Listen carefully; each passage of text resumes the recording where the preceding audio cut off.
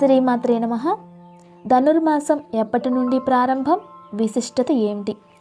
మార్గశిర మాసం మధ్య నుండే ధనుర్మాసం ప్రారంభమవుతుంది. సూర్యుడు ఏ రాశిలో ప్రవేశిస్తే ఆ రాశిలో సంక్రమణం అంటారు. మేషం నుండి మీనం వరకు ఒక్కో రాశిలో నెల రోజుల పాటు సంచరిస్తాడు సూర్య భగవానుడు. కర్కాటక సంక్రాంతి, మకర సంక్రాంతి కూడా ఈ కోవకే చెంది ఉంటాయి.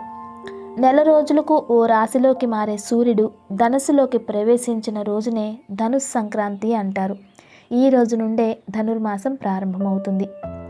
అయితే ఈ ఏడాది డిసెంబర్ 16 సోమవారం నుండి ధనుర్మాసం మొదలవుతుంది.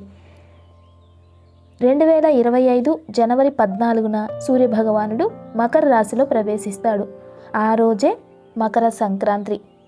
సూర్యభగవానుడు ధనస్సు రాశిలో సంచరించే ఈ నెల రోజులు కూడా అత్యంత విశేషమైనవిగా భావిస్తారు. సాధారణంగా తెలుగువారు చాంద్రమానాన్ని అనుసరిస్తారు. కానీ సౌరమానాన్ని అనుసరించి కూడా కొన్ని పండుగలు జరుపుకుంటూ ఉంటారు. ధనుర్మాసం కూడా ఈ కోవకే చెందుతుంది. డిసెంబర్ 16న ప్రారంభమైన ధనుర్మాసం జనవరి 14న గోదాదేవి కళ్యాణంతో పరిసమాప్తం అవుతుంది. మనకు ఏడాది కాలం అంటే దేవతలకు ఒక రోజుతో సమానం. అందులో భాగంగా ధనుర్మాసం దేవతలకు ప్రాతకాలం అని చెబుతారు పండితులు. అందుకే ఈ నెల రోజులు గోదాదేవి శ్రీ మహావిష్ణువును మేలుకొలుపులో భాగంగా పాసురాలు ఆలపించి ప్రత్యేక పూజలు చేసింది. వేకువజాము నుండి విష్ణువుని మేలుకొలిపితే వైకుంఠ ఏకాదశి రోజు స్వామివారు నిద్రలేచారట. అప్పటి నుండి ఉత్తరాయణం ప్రారంభమవుతుంది. శ్రీ మహావిష్ణువు మేలుకొలుపులో భాగం ధనుర్మాసం. అందుకే ఈ నెల ఎంతో విశేషమైనది. ధనుర్మాసం అంటే దివ్య ప్రార్థనకు అనువైన నెల అని అర్థం. ఈ నెల రోజులు దేశంలో 108 ప్రముఖ వైష్ణవ క్షేత్రాల్లో శ్రీ మహావిష్ణువుకి ప్రత్యేక ఆరాధనలు జరుగుతాయి. ఆండాళ్ పూజలు, తిరుప్పావై పఠనం, గోదా కళ్యాణం, ఈ సందడంతా ధనుర్మాసంలోనే ఉంటుంది. తిరుమలలో ధనుర్మాసం నెల రోజులు కూడా సుప్రభాతం బదులు తిరుప్పావై పఠిస్తారు. సహస్రనామార్చనలో తులసి దళాలకు బదులు బిల్వపత్రాలు వినియోగిస్తారు. ధనుర్మాసంలో ప్రతిరోజు ఉదయం సాయంత్రం దీపారాధన చేయడం వలన లక్ష్మీదేవి అనుగ్రహం లభిస్తుంది. ఇంట్లో ఉండే నెగిటివ్ ఎనర్జీ తొలగిపోతుంది. ఈ నెల రోజులు విష్ణువును పూజించి చక్కెర పొంగలి, పులగం, దద్దోజనం నివేదించాలి. గోదాదేవి ఆచరించిన తిరుప్పావై వ్రతాన్ని భక్తులు అనుసరిస్తే కోరిన కోరికలు నెరవేరుతాయని, భగవంతుడి అనుగ్రహం లభిస్తుందని విశ్వసిస్తారు. గోదాదేవి ధనుర్మాస వ్రతాన్ని ఆచరించిన తర్వాతే శ్రీరంగం క్షేత్రానికి వెళ్ళి శ్రీరంగనాథుడితో ఐక్యమయ్యింది.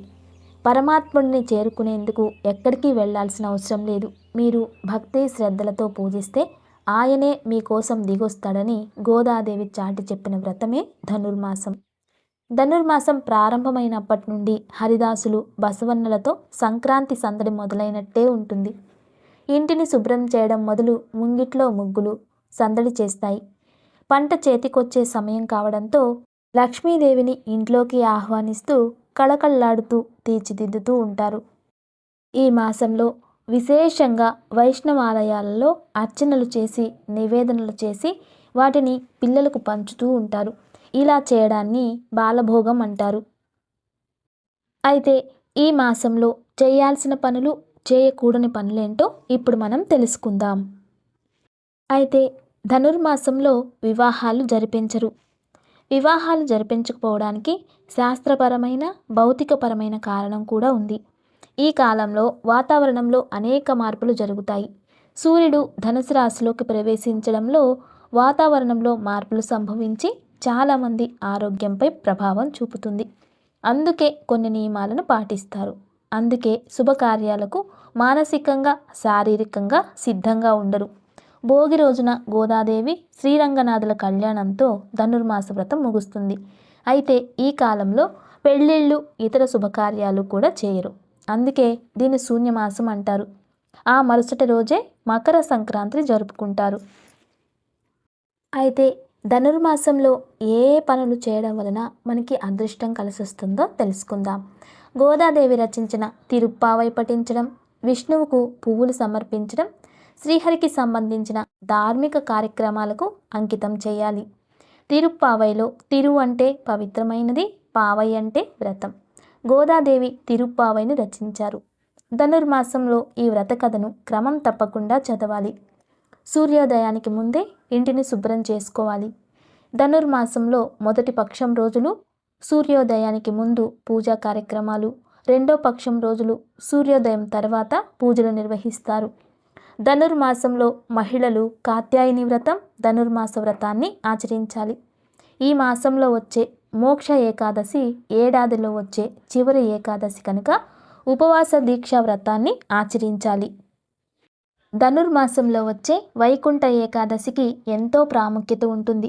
అయితే చివరి ఏకాదశి కారణంగా వివాహం, నామకరణం, కొత్త ఇంట్లోకి ప్రవేశం వంటి శుభకార్యాలను ఖచ్చితంగా వాయిదా వేసుకోవాలి.